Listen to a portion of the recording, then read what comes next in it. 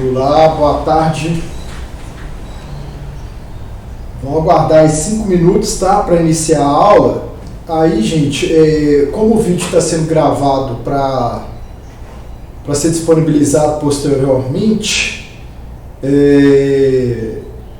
quando vocês forem ver o vídeo, né, depois o vídeo já gravado, aí vocês levem isso em consideração, né? Essa questão de que é dado um tempo de tolerância para as pessoas entrarem em sala de aula. Aí vai ficar um tempo o vídeo em silêncio, tá?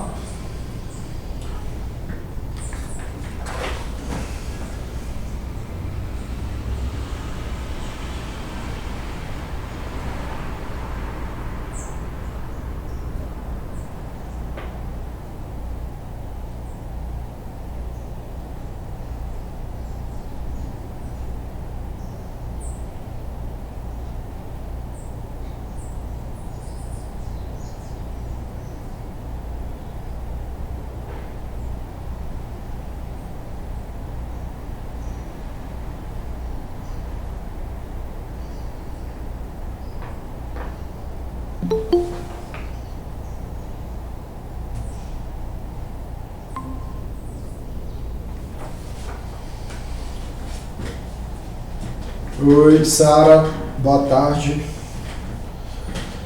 Só um instante que eu vou aguardar 5 minutos de tolerância, tá?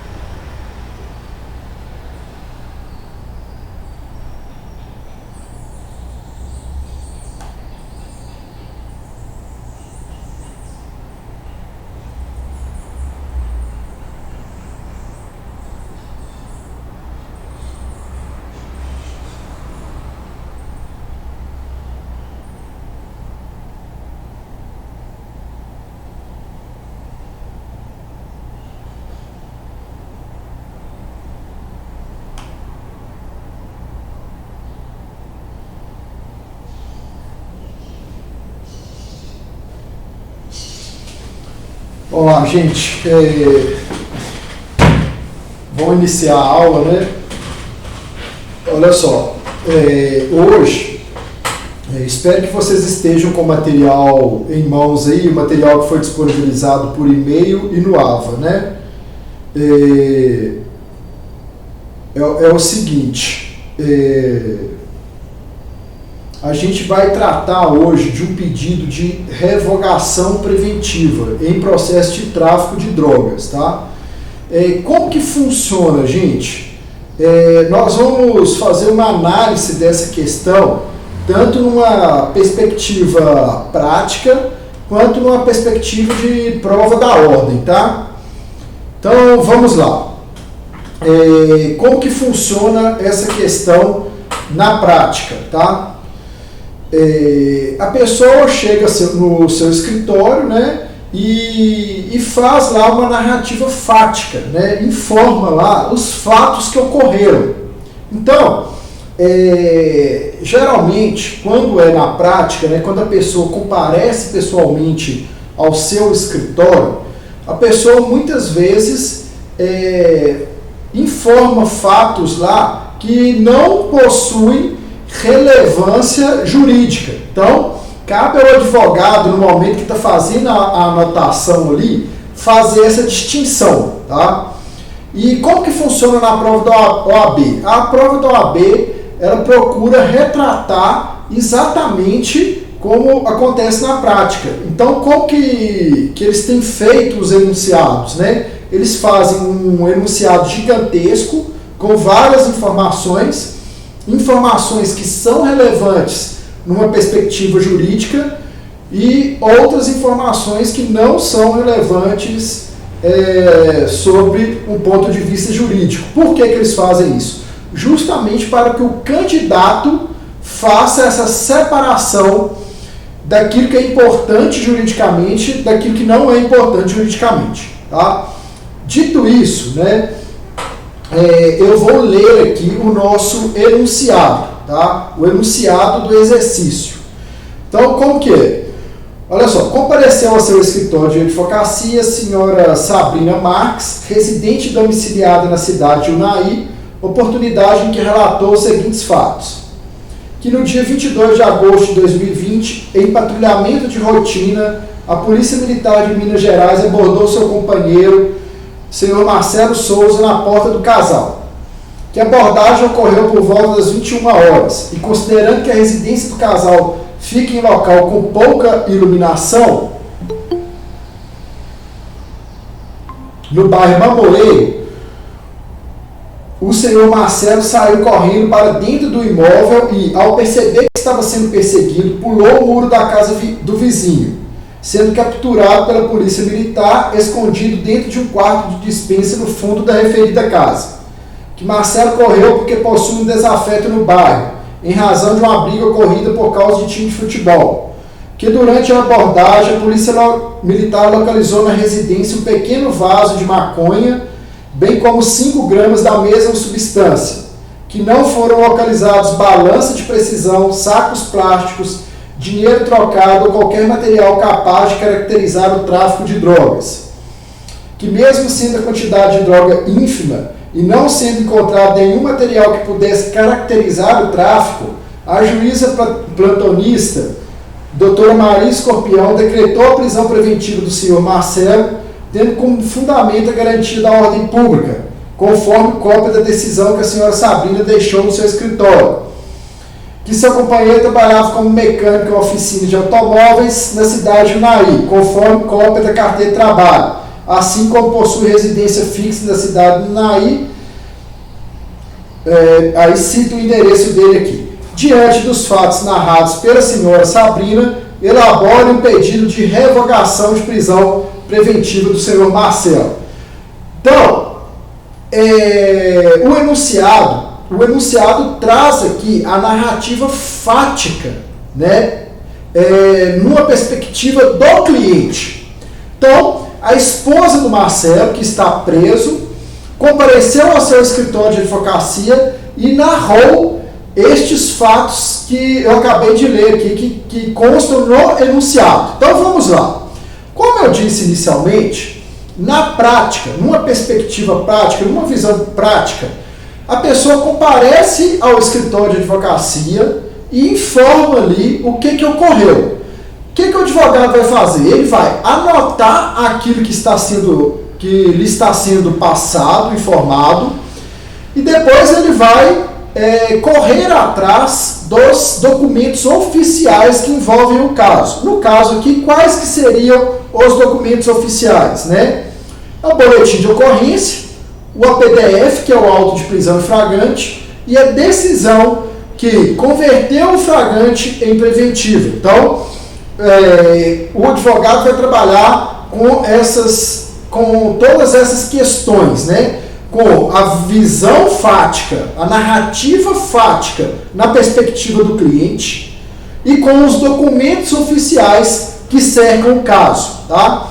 Agora falando numa perspectiva de exame de ordem, falando aqui sobre uma visão do exame da OAB. No exame da OAB, o candidato ele deve se ater única e exclusivamente, tá, àquilo que do enunciado consta, entenderam? Então, por que eu estou enfatizando, que eu estou ressaltando isso? Porque, às vezes, existem candidatos que, falando assim de um jeito mais chulo, né, viajam na maionese, né? Eles inventam coisas que não constam do enunciado e, consequentemente, não tem importância ali, efetivamente, para o exercício, tá? Então vamos lá. O meu enunciado aqui, o enunciado que eu elaborei para vocês, ele está bem chuto, tá? Ele consta aqui as principais informações, né? De uma maneira bem clara, bem objetiva. Então, gente, primeira coisa aqui, o que vocês precisam e devem ler o enunciado, considerando que vocês são advogados, em que sentido, né? Vocês devem e precisam ler o enunciado procurando aquilo que possa efetivamente beneficiar o seu cliente, né? Óbvio que o objetivo, você está sendo contratado como advogado, nós estamos numa aula da disciplina Prática Civil 3, que é a prática criminal. Então aqui nós estamos aqui como advogados. Então, a gente tem que ler o enunciado numa perspectiva do advogado, ou seja, procurando as melhores informações para o cliente. Você quer fazer alguma colocação, Cássia? Pode falar. Não. Então, gente, é nessa perspectiva que a gente tem que ler, tá? O enunciado. Então, vamos lá. Dito isso, quais que são aqui as principais informações aqui que são favoráveis ao nosso cliente? Olha só, em patrulhamento de rotina, tá? Ele foi abordado pela Polícia Militar do Estado de Minas Gerais em patrulhamento de rotina. Isso é importante? É importantíssimo, gente. Por quê? Uma coisa é constar lá no boletim de ocorrência que o camarada foi... que ele estava sendo alvo de investigação, que ele estava sendo investigado há muitas semanas, há muitos dias, há muitos meses, né? Que a polícia estava fazendo campanha lá na próxima residência dele, que havia filmagem, que tinha escuta telefônica e tal, que usuários já haviam sido presos e confessados que haviam comprado droga na mão dele e tal. Outra coisa completamente diferente é a Polícia Militar tá fazendo ali o seu patrulhamento de rotina, andando ali na viatura, se deparar com um indivíduo em situação suspeita e abordar esse indivíduo e encontrar algo de ilícito com esse indivíduo, tá? Então, assim, eu já quero que vocês vão pegando, né, essas maldades, entre aspas, desde já. Por quê? Isso aqui é uma informação... na perspectiva do advogado criminalista, muito importante, tá? Então, outra questão aqui importante, né? É fato incontroverso que o Marcelo correu. Quando ele estava sentado lá, pela dinâmica aqui na porta da sua casa, e quando a polícia militar foi fazer a abordagem, ele correu. Aí, o que a gente pode tentar tirar aqui para justificar por que ele correu? Né? O motivo pelo qual ele correu. Por que eu estou falando isso, gente? Que é óbvio que o fato dele ter corrido, isso vai pesar contra ele, né? É aquele velho ditado. Tipo assim, quem não deve, não corre, né? Lógico. Então, tipo assim, a polícia militar vai colocar isso lá no BO, vai enfatizar isso lá no BO. Vai colocar, quando a gente foi abordar o cara correu. Então, isso aí já levanta muita suspeita. Aí por que, né, a companheira dele, quando ela esteve lá no escritório, ela justifica o motivo pelo qual ele correu. Qual que é o motivo aqui? O ambiente estava escuro e ele tinha um desafeto no bairro, tá? Outra questão aqui, gente, muito importante para defender os interesses do seu cliente, que eu coloquei aqui justamente para vocês também aguçarem essa questão, né? Para vocês se aterem a essa questão, que isso é muito importante, sobretudo para quem milita aí no dia a dia da advocacia criminal.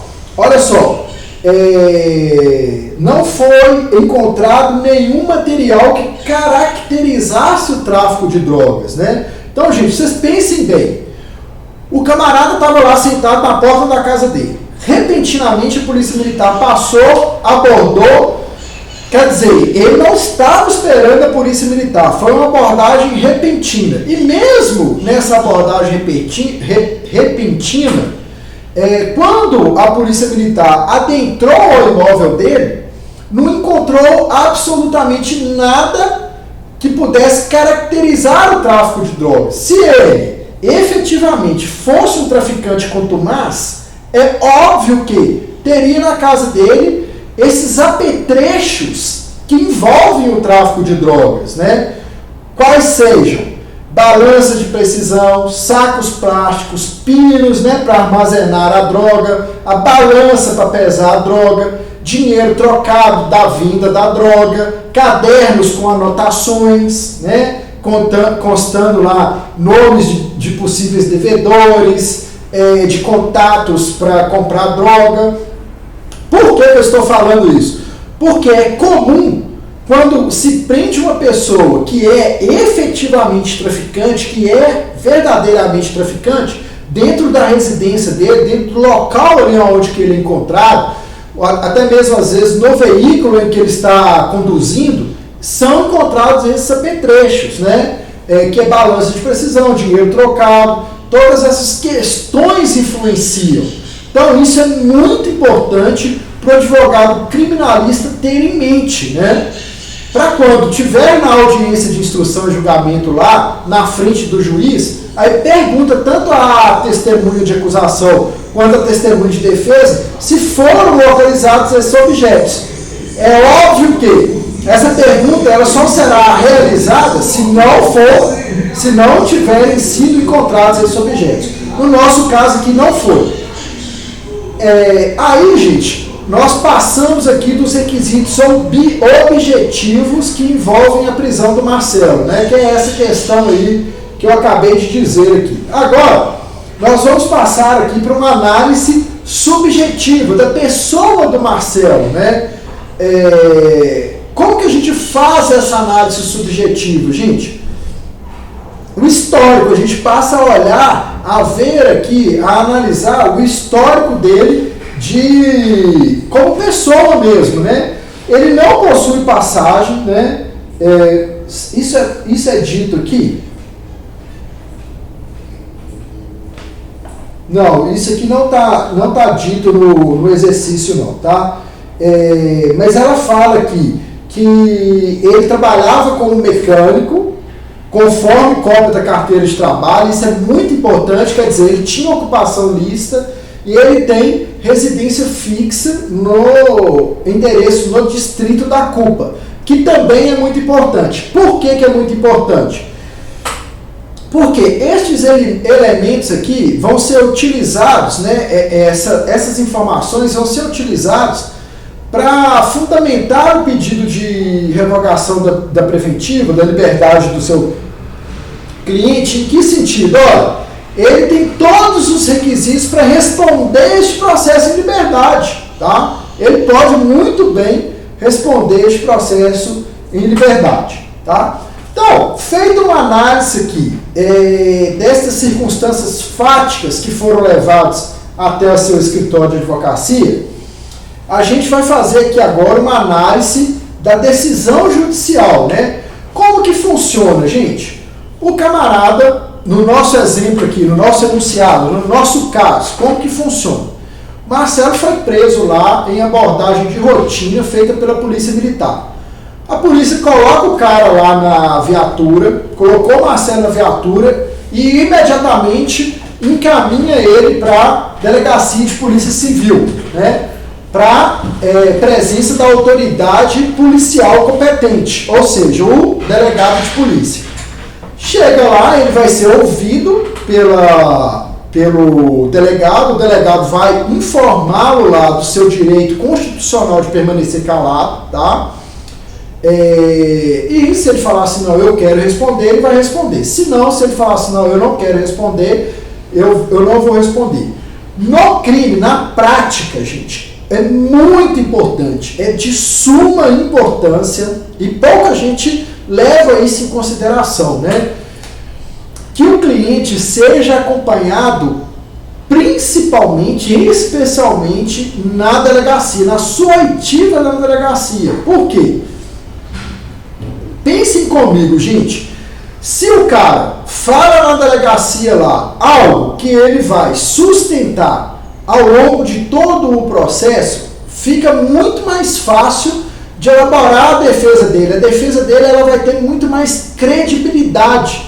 O juiz vai acreditar muito mais no que ele está falando, se ele não mudar a versão desde a oitiva da delegacia.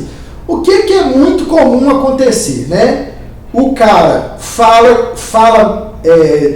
com perdão da expressão, né? Ele fala o que não devia, fala merda lá na delegacia, inventa coisa, fala alguma coisa lá que não lhe seja favorável, e em juízo ele muda a versão. Aí chega em juízo, ele fala que ele está mudando a versão porque na delegacia ele apanhou, mas não tem ali um exame de corpo de delito, não tem como comprovar essa agressão na delegacia, então não adianta.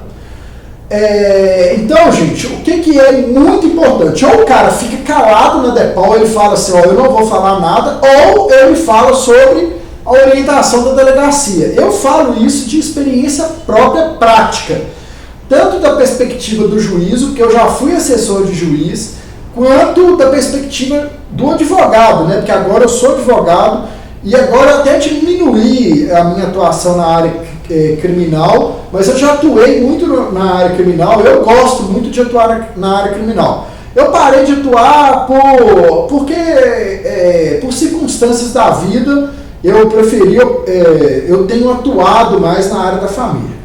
Mas é muito importante, tá, gente? Eu quero que isso fique aqui consignado em vocês, né, gravado, que a oitiva do acusado na DEPOL, ela deve e precisa ser realizada mediante acompanhamento do advogado, tá? Beleza. Agora a gente vai fazer aqui uma análise da decisão judicial. Isso que eu estava falando, desculpem, deixa eu só concluir. O cara vai lá na DEPOL, ele é ouvido lá pelo delegado de polícia. O delegado de polícia, o que ele pode fazer? Na hora que ele recebe lá, ele pode falar assim, isso aqui não é caso de droga, de tráfico, eu estou entendendo aqui que ele é usuário, falar lá que ele é usuário, liberar o cara e mandar o processo para o juiz e pronto. Aí chegar lá no juiz, o juiz pode mudar aquilo que o delegado está falando, é óbvio, né? O juiz é a autoridade judiciária máxima, né? Ele é a autoridade judiciária. Quer dizer, não é que ele é máxima, não. Eu me expressei errado. o juiz ele tem o poder, digamos assim, de mudar, o poder legal, né, instituído pela lei, de alterar aquilo que o delegado, o entendimento do delegado. Então, se o delegado entendesse aqui e falasse, não, a quantidade de droga é pequena e tal, eu estou considerando aqui que ele é usuário, vou enquadrar ele no artigo 58 e 28 e pronto, liberasse ele. Mas não, no caso que ele foi levado lá para a autoridade policial, o policial entendeu que era tráfico, representou pela prisão preventiva dele. Aí o processo foi para análise da autoridade judiciária. A autoridade judiciária, ela pode homologar ou não o flagrante, né? Ela pode homologar ou não o flagrante. Se ela entender que o flagrante está ilegal, ela não vai homologar e vai liberar. Ela pode entender que o flagrante está legal, homologar e liberar. Ela pode homologar, entender que o flagrante está legal, homologar e converter a prisão, o flagrante em preventivo. Foi isso que aconteceu no nosso caso, tá?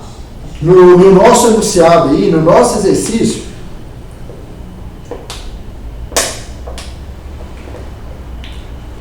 a autoridade judicial, que era uma juíza plantonista, isso também tem que ser muito considerado, gente, porque esse exercício aqui, eu bolei ele tendo como pano de fundo aqui a comarca de Unai, né? Onde que eu leciono aqui da faculdade Senec de Unai. Então, o que acontece? O que é muito comum? Às vezes, nos finais de semana, tem um juiz plantonista, às vezes não, é sempre, né? Mas às vezes, esse juiz plantonista, ele coincide com sendo o mesmo juiz aqui da cidade. Por exemplo, às vezes, quem é o juiz que está respondendo pelo plantão criminal no final de semana aqui da cidade da comarca de Unai, é o juiz titular da própria vara criminal aqui da comarca de Unai. Às vezes não é o próprio juiz aqui da comarca de Unai, é o juiz de uma comarca próxima aqui ao Unai. Então, isso também é importante e isso também faz parte da análise do advogado. Gente, explico. Olha só. Pensem comigo, né? Uma coisa é uma cidade igual Unai aqui, que tem 90 mil habitantes, né? É uma cidade que o cara é preso lá com 5 gramas de maconha e um vaso de maconha. O juiz vai falar, não, gente, está muito pouco, maconha é uma droga que não causa tanta lesão assim e tal. Aí o juiz pensa de uma forma diferente, o juiz pensa de uma forma mais... digamos assim, uma mente mais aberta. Ele já está acostumado, ele fala assim, não, aqui o que isso aqui não é apto a causar impacto na nossa sociedade de Unai. Não, Unai é uma cidade de 90 mil habitantes, é normal que as pessoas aqui, algumas pessoas fumam maconha e tal, e essa quantidade aí é normal, tá? Agora, outra coisa completamente diferente é uma cidade, é uma comarca que tem lá seus 25 mil habitantes, o cara ser preso lá com um vaso de maconha com a quantidade, com certa quantidade da mesma droga. Aí o juiz vai pensar o quê? Não, a cidade é pequena, aqui nós somos conhecidos como temos festas religiosas e tal. O cara plantando maconha em casa, esse trem vai causar um impacto muito grande aqui na nossa sociedade, todo mundo está comentando e tal. Eu vou converter esse flagrante em preventivo, vou enquadrar o cara no tráfico para cessar esse abalo, entendeu? Então, assim, isso também é importante, né, gente? Igual em Belo Horizonte, da região que eu sou, se um cara for preso lá com meio quilo de maconha, às vezes, dependendo da circunstância, ele é solto, ele é enquadrado como usuário. Por quê? O cara vai falar assim, olha, eu fui na favela, comprei meio quilo porque eu não quero ficar indo na favela direto. Aí você vai olhar a caca e a faca do cara, o cara não tem passagem, o cara tem emprego fixo, o cara tem ocupação, né, lista, tem endereço fixo e tal. Aí ele vai falar, não, é verdade, o que esse cara tá falando tem razão. O cara vai falar, eu fui na favela, comprei meio quilo de maconha para não ter que ficar indo lá direto, para não ter que ficar me arriscando, tá? Então, tudo isso que cerca a prisão precisa e deve ser analisado pelo operador do direito, sobretudo pelo advogado, tá, gente? Pelo advogado, isso deve ser bem considerado. Todas essas questões, para quê? Para ajudar ali na elaboração da peça. É lógico que no momento da elaboração da peça, o advogado vai ter que ter ali também, né, além dessa perspicácia fática, né, de entendimento ali do que ocorreu no mundo dos fatos, ele vai ter que saber atrelar isso ao direito aplicável à espécie, tá? Então ele vai ter que saber fazer essa conjugação desses elementos fáticos com o direito que é aplicável à espécie, tá? Então vamos lá. Aí, no nosso exemplo, como foi dito, ele foi levado à autoridade policial que representou pela sua preventiva, enquadrou ele no tráfico de drogas, representou pela sua prisão preventiva. Chegou lá no juiz plantonista, aí o juiz plantonista foi e fez a decisão. Aí eu também enviei para vocês o modelo aí, o modelo da decisão, né? A decisão judicial que eu bolei aqui. Aí, o mais importante aqui nessa decisão que converteu o flagrante em preventivo, o que a gente deve saber aqui, ó? A juíza ela colocou, no caso inteiro, encontra os presentes os requisitos para a conversão do flagrante em preventiva. Com efeito, o bairro onde reside o acusado tem sofrido com insegurança causada pelo tráfico de drogas, que, como é sabido, é causador de inúmeros outros delitos, tais como roubo, assassinatos e furtos. Logo, mostra-se necessária a decretação da custódia com o fim de se resguardar a ordem pública. Então, essa parte, gente, esse parágrafo aqui, ele é de suma importância, tá? Para o advogado, para a análise do advogado. Por quê?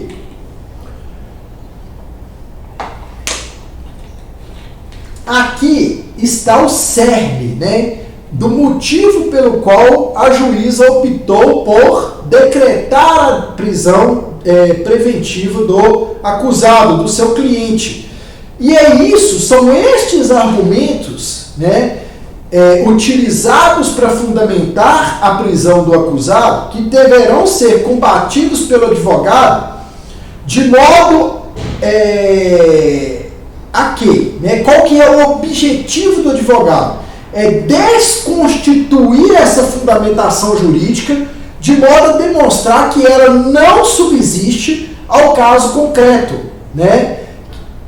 De modo a demonstrar que, ao contrário do que o juiz utiliza para fundamentar a decisão do cliente, ele preenche todos os requisitos para responder ao processo em liberdade. Olha que interessante. Então, o que a gente tem que ter conhecimento aqui? O que o advogado precisa de ter conhecimento aqui para ele combater? Por quê? Aquilo que você combate, você só combaterá de forma salutar, né, de forma contundente, a partir de quando você conhecer aquilo que você está combatendo, né? Então, qual que é o argumento utilizado por ela aqui? Ordem pública, para manter a ordem pública. Ela fala que lá o bairro é tipo uma quebrada e que a quebrada é embaçada, né? De forma resumida, ela fala isso, né?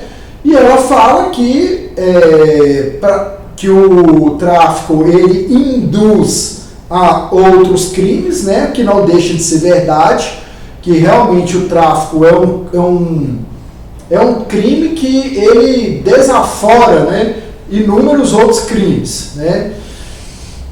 Então, e ela fala que vai decretar prisão com base na ordem pública. Então, vamos lá. O artigo 312 do Código de Processo Penal, ele fala lá, ó, a prisão preventiva poderá ser decretada como garantia da ordem pública, da ordem econômica, por conveniência da instrução criminal ou para assegurar a aplicação da lei penal quando houver prova da existência do crime e indício suficiente de autoria. Então tá. Aí a gente recorreu aqui ao artigo de lei que trata da decretação da preventiva. Por que eu estou trazendo aqui o artigo 312 à tona, né? Por quê? Porque neste artigo é que é dito lá quando se pode decretar a prisão preventiva, tá? Então vamos lá. Essa questão da ordem pública, que foi o fundamento utilizado pela juíza. O que vem a ser a ordem pública, gente? É isso que o advogado tem que ter conhecimento técnico. Qual é o significado da expressão ordem pública, né? Por que eu falo que o advogado tem que ter conhecimento? Vou repetir. Por quê? Porque você tem conhecimento, você sabendo do conceito de ordem pública, você consequentemente vai poder falar se subsiste ou não a decretação da ordem pública como fundamento para aquele caso concreto, né? Então é por isso que é importante você saber o conceito de ordem pública. Então vamos lá, eu estou aqui com o Código de Processo Penal comentado do Renato Brasileiro de Lima, tá? É esse livro aqui que eu estou buscando aqui. Aí ele fala aqui, ele conceitua aqui a garantia da ordem pública. O que ele fala? A expressão garantia da ordem pública é extremamente vaga e indeterminada, gerando controvérsias na doutrina e na jurisprudência quanto ao seu real significado. Então, gente, realmente a ordem pública ela é uma questão muito ampla, né? O que pode ser ordem pública? Então, esse é um conceito muito amplo, inclusive, igual eu disse anteriormente, que ele vai ser, que ele pode até variar dependendo da circunstância, dependendo do tamanho, inclusive, da cidade, né? Então, o que significa, assim, a ordem pública em síntese, né? Resumindo aqui o que o Renato Brasileiro fala, é tipo assim, o dano que a repercussão daquele crime vai causar para aquela sociedade, né? Então, gente, pensem comigo, o cara ser encontrado com 5 gramas de maconha, mais um vasinho de maconha, ele vai causar um abalo, né? Ele vai causar um clamor da sociedade, a sociedade vai ficar abalada, vai ficar assim, não, que isso que aconteceu aqui ontem e tal, né, numa cidade de 90 mil habitantes, ou a população vai pensar assim, o cara foi preso com 5 gramas de maconha, dane-se, o que é 5 gramas de maconha na fila do pão, né? Então, assim, é dentro dessa perspectiva que vocês vão construir o contraponto àquilo que a juíza utilizou ali para fundamentar a decretação da preventiva do seu cliente, entender? Tá? Por isso que eu estou falando dessa questão. Aí ela fala aqui que o tráfico de drogas é causador de inúmeros outros delitos. Então, como que você vai combater essa questão aqui de tráfico de drogas? Vai falar que o cara não é traficante, que não há indícios de que ele é traficante, que não foram encontrados balanças, não foram encontrados apetrechos lá aptos a caracterizar o tráfico de droga, que ele trabalha com carteira assinada, né, que ele tem ocupação lícita, entenderam? Então, são essas questões que serão utilizadas para combater aquilo que está ali na decisão judicial que decretou a preventiva do seu cliente, tá bom? Então, gente, dito isso, uma outra coisa importante, é muito comum, gente, tipo assim, nesse exercício aqui eu até coloquei deixei isso bem claro, porque a juíza plantonista era da cidade de Arinos. Arinos é uma cidade pequena, né, uma comarca pequena que fica aqui próximo ao Unai. Próximo assim, aqui tudo deles é perto, né? 200 quilômetros eles falam assim, é ali. Mas para mim é longe. Só que para o pessoal aqui do noroeste de Minas, 200 quilômetros não é nada, entendeu? É o famoso ali do mineiro, né? 200 km não é nada. 200 km é ali, é do lado. Aí você vai olhar, o trem é 200 quilômetros de distância. Então vamos lá. Eu deixei claro isso aqui porque como que funciona? Foi a juíza plantonista que converteu o flagrante em preventivo. Depois, feita a conversão do flagrante em preventivo, os autos eles são remetidos para a comarca aonde que ocorreu o crime, né, que foi na comarca de Unai, para o processo seguir o seu trâmite. Por que eu estou falando isso, gente? Porque, via de regra, não adianta, gente, o advogado, né, quem é da advocacia criminal, quem está aí no mercado da advocacia criminal, sabe que, tipo assim, não adianta você chegar e pedir um pedido de revogação, fazer, né, um pedido de revogação preventiva para o mesmo juiz que decretou a preventiva, né? O juiz vai falar assim, uai, se não era para eu ter decidido pela conversão da preventiva, eu não teria decidido, a não ser que você vê ali uma aberração mesmo, um caso muito esdrúxulo.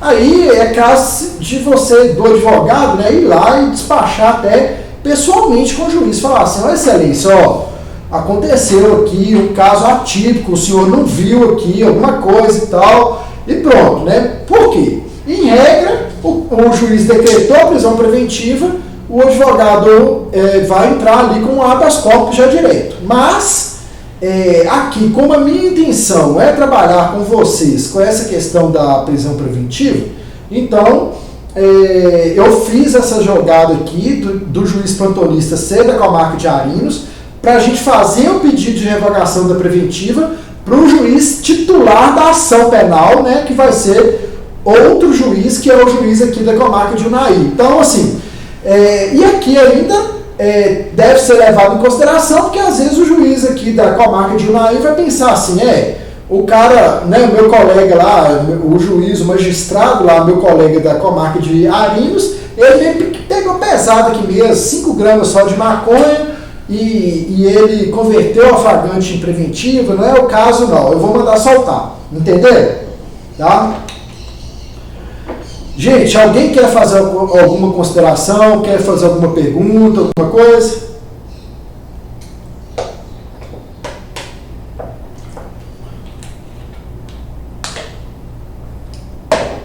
Então, beleza, então vamos lá, então vamos seguir aí. Eu vou tentar agora pegar um slide aqui, não sei se eu vou conseguir, tá? Pera aí, só um instante.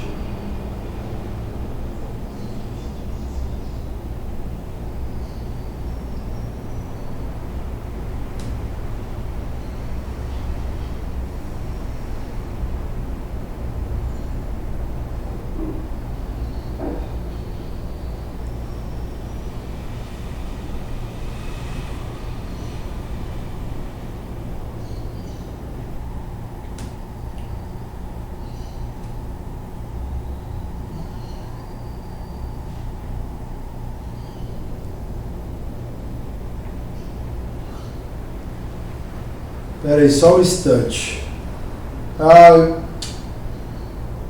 Eu não sei aonde que eu pego aqui o arquivo, não.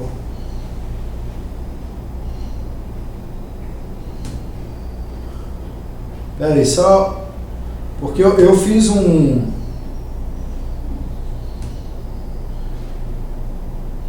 Eu fiz um negócio no PowerPoint.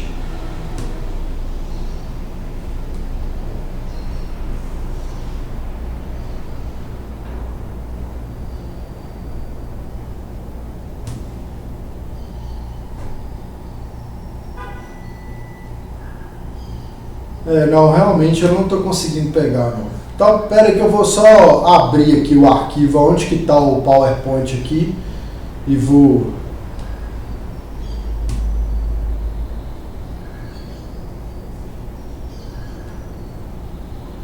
E vou passar aí, só um instante, tá? E vou passar, não, eu vou ler aqui.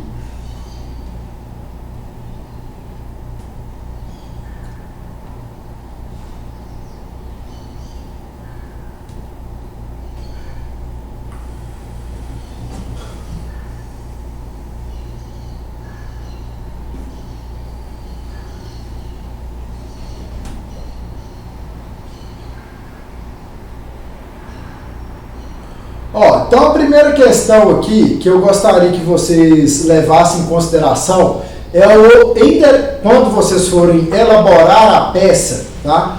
Ó, gente, como eu estou em outra tela aqui, qualquer coisa vocês, qualquer dúvida, qualquer pergunta, vocês fazem em áudio, tá? Porque eu estou com outra tela aberta aqui.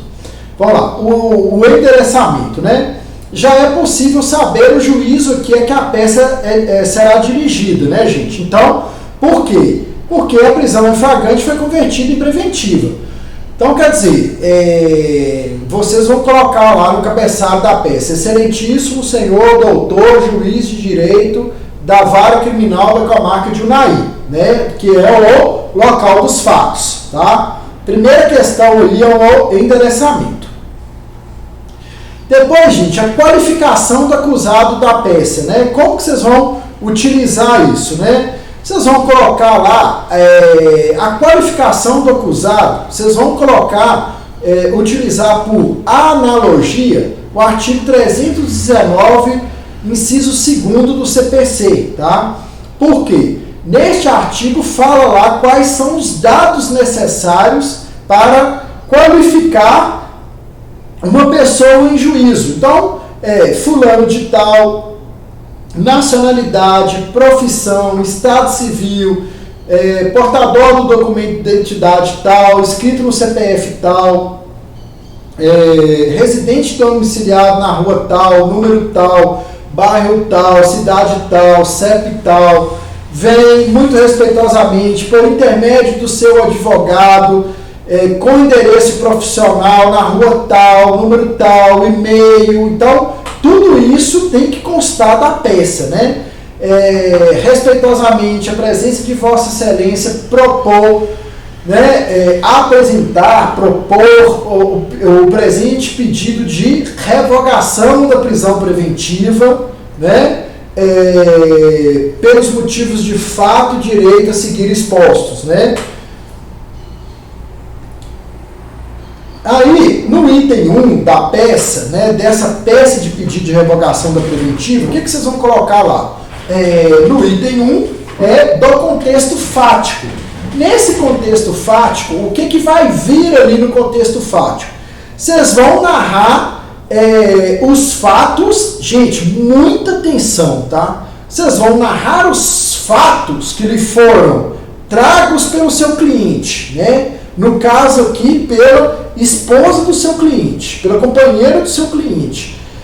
E os fatos, né, da sua visão de advogado, que você colheu lá, daqueles documentos que eu falei no início da nossa aula, que é o boletim de ocorrência, o auto de prisão em flagrante e da decisão que converteu o flagrante em preventivo, você vai extrair os fatos destes documentos, né, e colocá-los no papel de modo, dando ênfase, né, obviamente, aos pontos favoráveis ao acusado, ao seu cliente. Então, como que você vai fazer a narrativa fática? Ó, no dia tal, Marcelo foi preso na porta de sua residência com uma quantidade ínfima de droga, né? Lembrando que nada que pudesse caracterizar o tráfico de drogas foi encontrado, que Marcelo possui residência fixa, que ele tem trabalho lícito. Você vai fazer um resumo fático com no máximo aí 4 a 5 parágrafos, tá? Narrando essas questões fáticas que você tem conhecimento. torno a dizer, né, dando ênfase aos pontos favoráveis do acusado, tá? Essa narrativa fática, gente, ela vai ser feita como? Tipo assim, como que será feita a redação? É tipo uma redação mesmo, gente, de escola. Ela vai ter princípio, meio e fim. Aí, no final ali, no último parágrafo, né, aí você vai colocar lá, ó, percebe-se que, pela narrativa fática, não há que se falar em prisão, tendo em vista que ele preenche todos os requisitos legais para responder o processo em liberdade, tá? Aí vai vir a conclusão nesse sentido, tá bom? Igual eu falei, né? Eu quero que vocês façam a peça de uma forma bem tranquila, façam da forma sozinhos mesmo, não se preocupem, tipo assim, que quando a gente vai fazer uma peça, a gente pensa assim, para fazer a peça, né, o professor vai ver lá que eu não estou bem e tal. Não se preocupem com isso, eu não tenho grilo com isso, entendeu? Eu vou ler a peça de todo mundo, eu não vou corrigir, eu vou ler a peça de todo mundo e vou disponibilizar o padrão de resposta. Pelo padrão de resposta que eu disponibilizar, vocês farão uma análise daquilo que eu constei ali no meu padrão de resposta e vão fazer uma comparação com a peça de vocês. Muitas vezes, tá, gente, eu falo isso aqui, eu falo assim de uma forma muito clara e muito transparente, porque parece assim que o professor tá às vezes a gente tende a pensar que o professor está numa situação talvez de superioridade do aluno, assim, digamos, em conhecimento. E não é bem assim. Nós estamos aqui, eu penso, sobretudo na aula de direito de prática, nós estamos aqui trocando conhecimento. Às vezes, eu não sou dono da verdade e assim, eu não conheço ninguém que não seja um poder superior mesmo, né? Mas, olha só, às vezes na minha peça, o aluno pode ter colocado uma coisa na peça dele lá que eu não coloquei na minha porque eu não enxerguei e é algo de suma importância. Então, se eventualmente acontecer isso, fala assim, professor, eu vi lá no seu padrão de resposta que não tinha isso, eu acho que isso é muito importante. Pode e deve falar, entendeu? Pra gente discutir e tal, tá bom? Então é isso, tá? Nesse contexto fático vai vir essas informações aí, e é isso. Eu quero que vocês façam as peças de vocês sozinhos, façam com tranquilidade, né? Tipo assim, pensem, elaborem, marquem no relógio, isso é bom, por quê? Para vocês já irem treinando para a prova do AB. Depois eu vou ler aqui a forma como eu quero que a peça seja feita. Vai ser digitalizada, né, feita pelo computador normal, mas quando está em aula presencial, eu gosto que o aluno me entrega por mão, né? Tem gente que fala assim, que chatice e tal, mas não é, gente, porque é importante você treinar para a OAB, né? Porque, tipo assim, o nosso objetivo, talvez de todo mundo, o principal é fazer o exame da OAB, pelo menos assim, de início. Muita gente vai falar assim, não, eu quero concurso. Mas a prova da OAB já é uma forma para você treinar ali o seu conhecimento para concurso, né? Então, eu estou falando já nesse sentido, porque isso você entrar para dentro do seu quarto lá, fechar a porta, pegar a doutrina, né? E no caso, você vai poder usar a internet, faz a prova à mão lá, marca no tempo e vê quanto tempo efetivamente que você está gastando, né? Demorando para fazer a peça, né? Porque aí, no dia que você chegar na prova do OAB, vai ser batata, né? Eu fiz a prova do OAB, gente, eu não fiz 1 minuto de cursinho. Igual eu falei, eu trabalhei muito tempo como assessor de juiz e eu não tinha interesse em fazer a prova da ordem. Quando eu pensei assim, não, eu quero sair da assessoria, quero advogar, quero dar aula, quero seguir carreira solo, né, independente de juiz, eu estudei 3 meses para o exame da ordem. 2 meses a parte teórica, assim, de uma forma bem concentrada, e 1 mês eu estudei a parte prática lá, treinando mesmo. Eu entrava pro quarto e fazia isso que eu tô falando aqui. Não fiz 1 minuto de cursinho. Eu estudei sozinho e eu entrava pro quarto e fazia, e treinava. E assim, meu treino foi só melhorando. A primeira peça eu demorei, eu lembro, umas 3 horas e meia para fazer uma peça. Aí, por quê? Eu marquei, esqueci, fui fazendo e tal, aí eu fiz detalhe demais, coisa demais e tal. Depois eu falei, gente, né? Aí você vai se aguçando, você vai falando assim, não, eu preciso de tanto detalhe, vou fazer um arroz com feijão e tal. E foi batata. No dia lá da prova eu tava assim, afiadíssimo, passei de primeira, tá? Então, assim, as experiências boas a gente tem que trocar e tem que revelar, tá? Depois, gente, desse contexto fático, aí você vai vir trazendo a fundamentação jurídica. O que consta na fundamentação jurídica, gente? Texto, o que é uma fundamentação jurídica, né? Texto de lei, jurisprudência e doutrina, tá? Texto de lei. O que é texto de lei?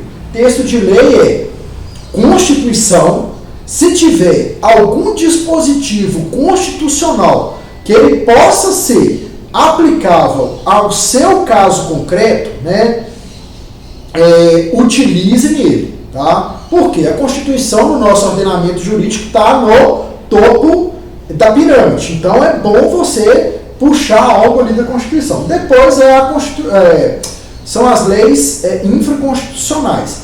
E hoje em dia isso é muito importante, né? Se houver também algo em algum tratado internacional que diz respeito àquele assunto do seu caso concreto, puxa para sua peça também, tá? A gente, no decorrer do nosso semestre, nós vamos fazer mais na frente, para esse mesmo caso aqui, não, é outro caso, aí eu já passo outro caso, um habeas corpus para excesso de prazo. E nesse habeas corpus, no meu padrão de resposta, eu utilizo lá texto de lei de pactos internacionais do que o Brasil faz parte, tá? Então, assim, hoje em dia está muito em evidência e é muito considerado pelos nossos tribunais, né? O cara bateu o olho lá, o desembargador, o relator, né? Vê lá, fala assim, opa, o advogado está invocando aqui um texto de um tratado internacional do que o Brasil faz parte. Quer dizer, eu estou vendo, ele tá enxergando aqui que está havendo, né, uma violação a um tratado internacional. Então, isso por si só já é muito importante, já vai chamar a atenção, né, para a pessoa que estiver lendo ali. Vai falar assim, opa, eu vou ler. Isso também eu gostaria de falar para vocês, que é muito comum a gente ouvir de advogado falar assim, hoje em dia ninguém está lendo nada, né?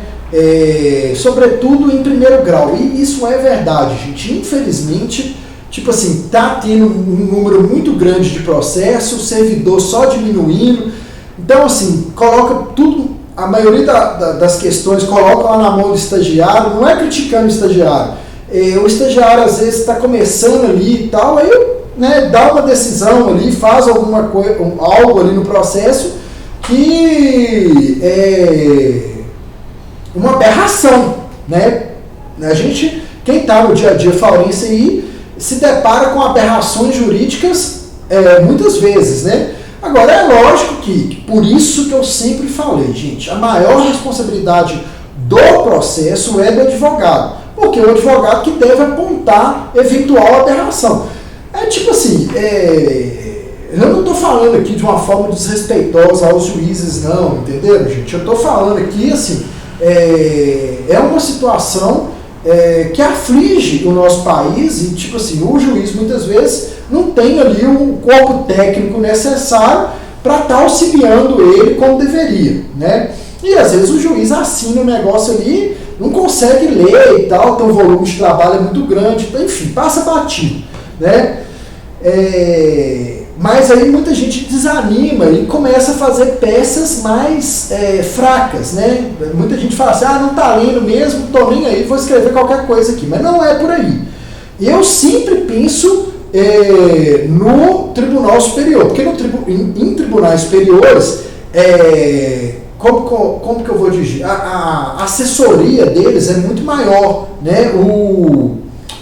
O corpo técnico ali é muito mais qualificado, tem muito mais pessoas, né? Cada desembargador, eu acho que aqui em Minas, pelo menos, eu acho que são 6 ou 8 assessores. Os assessores são pessoas extremamente qualificadas, né? São assim, às vezes são até juízes recém-passados no concurso que estão lá auxiliando eles, né? Mas se não são juízes, os assessores têm mestrado, têm doutorado, são professores lá na capital, entendeu? Então, assim, são gente de renome que está assessorando ali, né?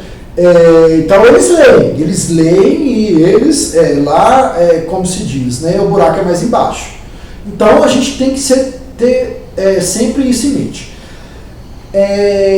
É importante, gente, a gente atrelar fato a direito na fundamentação jurídica, né? O que isso significa, gente? Né? Eu vou dar um exemplo aqui, né? No nosso caso concreto, tem lá, a decisão judicial ela foi embasada na garantia da ordem pública, né?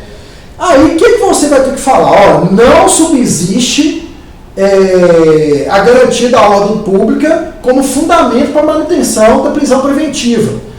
Por que não subsiste? Não subsiste porque a quantidade de droga é ínfima. Aí você está atrelando o corpo de lei, aquilo que a lei fala, ao caso concreto. Aí você vai falar que a quantidade de droga é ínfima, ela é incapaz, essa quantidade de droga encontrada é incapaz de abalar a sociedade, entendeu? Então é isso que é aquilo que eu chamo de atrelar fato a direito, tá? E assim, só uma questão importante, né? Essa parte da fundamentação jurídica, na perspectiva do exame da ordem, ela é a parte mais importante, ela é a parte mais valiosa, né? Que mais valiosa da peça. Então, tem que haver coerência, né? Eu falo isso aqui nos meus slides, depois eu vou disponibilizar esses slides, esse slide aqui que eu fiz para vocês, que chama elaboração da peça. Coerência, saber misturar o direito a ser utilizado, atacar o fundamento utilizado para decretar a prisão preventiva. Então, tudo isso será desenvolvido ao longo da peça de vocês.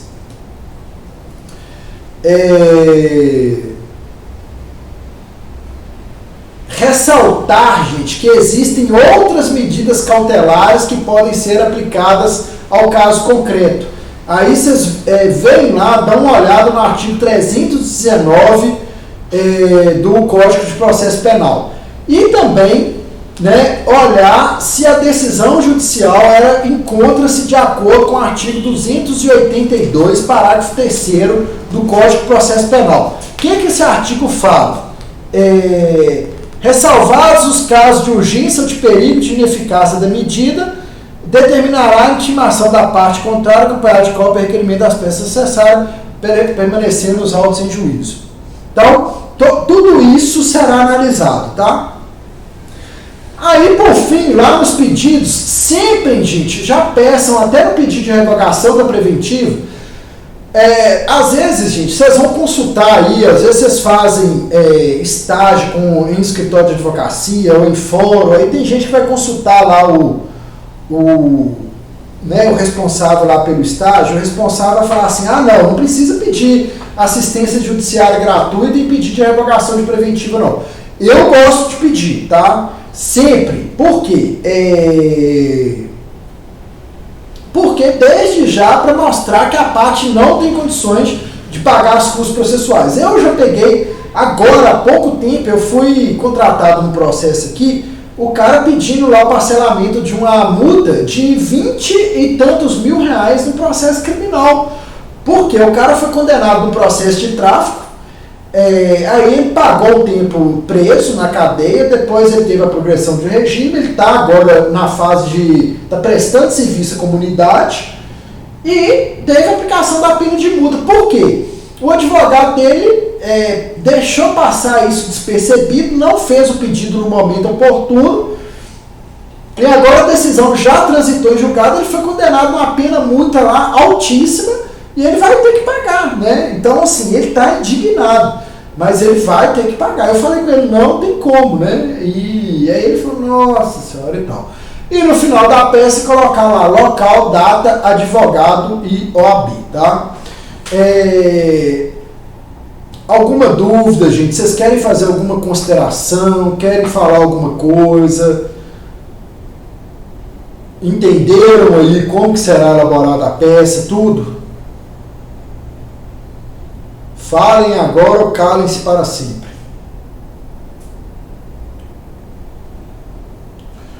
Então, beleza. Então, tá ótimo. Eu vou fazer o seguinte. Eu vou encerrar a aula aqui, tá? A aula, ela tem previsão de encerrar às 19 horas. Só que agora, gente, eu vou trabalhar com a prática civil. Só para explicar, dando uma satisfação para vocês, porque eu vejo que vocês não são aqui da comarca de Unai, né? Eu tenho aqui, na minha responsabilidade, mais de 1000 processos do núcleo de prática jurídica aqui. Então, assim, eu tenho que me manifestar nesses processos.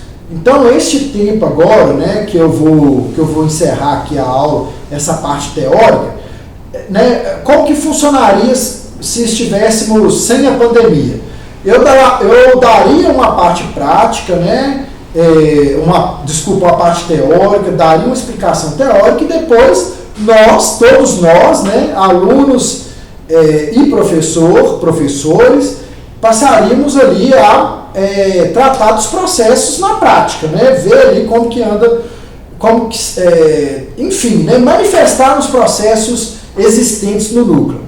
Como a gente está na pandemia, eu vou dividir a aula dessa forma. Eu vou dar uma parte teórica, tá? E a parte, depois dessa parte teórica, eu vou passar agora aqui para movimentar nos processos. Eu não tenho perdido prazo nos processos. Há processos que as manifestações são mais tranquilas, né? É só ciente, com a virtualização, por exemplo. Agora, há outros que são mais complexos. Eu tenho que fazer apelação, embate de declaração, entendeu? Então, tipo assim, me toma muito tempo, tá?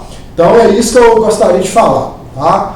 Eu vou disponibilizar o link da aula gravada. Eu vou disponibilizar a aula gravada para vocês no meu canal do YouTube.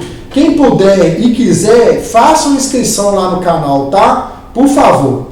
No mais, um ótimo fim de terça-feira e até a próxima aula. Depois eu envio também a data de entrega do exercício. Um abraço, gente. Fique com Deus.